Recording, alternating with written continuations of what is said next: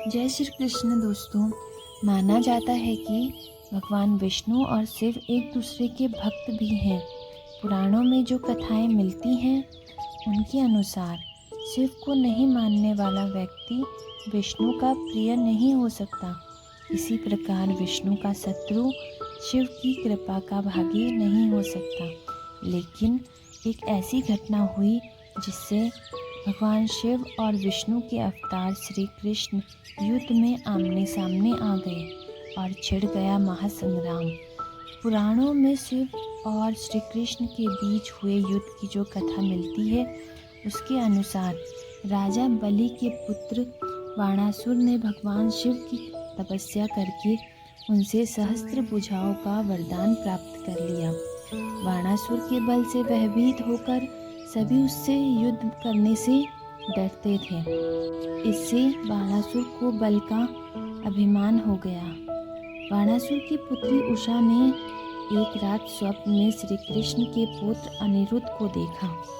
उषा स्वप्न में ही अनिरुद्ध को देखकर उस पर मोहित हो गई। उषा ने अपने मन की बात सखी को बताई। सखी ने अपनी मायावी विद्या से अनिरुद्ध को उनके पलंग सहित महल से चुराकर उषा के शयन कक्ष में पहुंचा दिया। अनिरुद्ध की नींद खुली तो उनकी नज़र उषा पर गई। अनिरुद्ध भी उषा के सौंदर्य पर मोहित हो गया। जब बाणासुर को पता चला कि उनकी पुत्री के शयन कक्ष में कोई पुरुष है तो सैनिकों को लेकर उषा के शयन कक्ष में पहुंचा। वहां पर बाणासुर ने अनिरुद्ध को देखा। बाणासुर की क्रोध की सीमा न रही और उसने अनिरुद्ध को युद्ध के लिए ललकारा। बाणासुर और अनिरुद्ध के बीच युद्ध होने लगा। बाणासुर के सभी अस्त्र विफल हो गए। तब उसने नागपास में अनिरुद्ध को बांधकर बंदी बना लिया।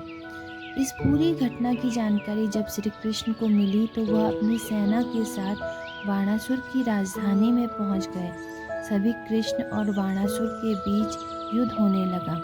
युद्ध में अपनी हार होता देखकर बाणासुर को शिव जी की याद आ।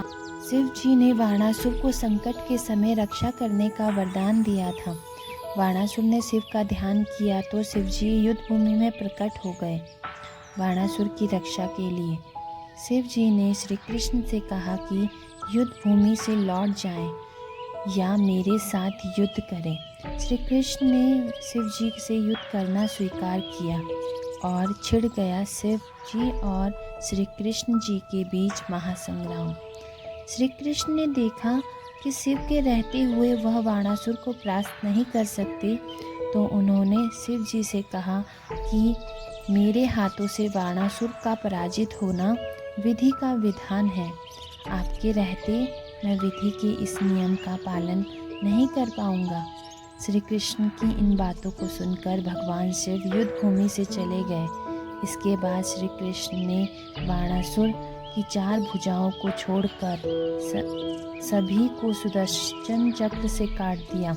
बाणासुर का अभिमान चूर हो गया और उसने श्री कृष्ण से क्षमा मांगकर अनिरुद्ध का विवाह उषा से करवा दिया।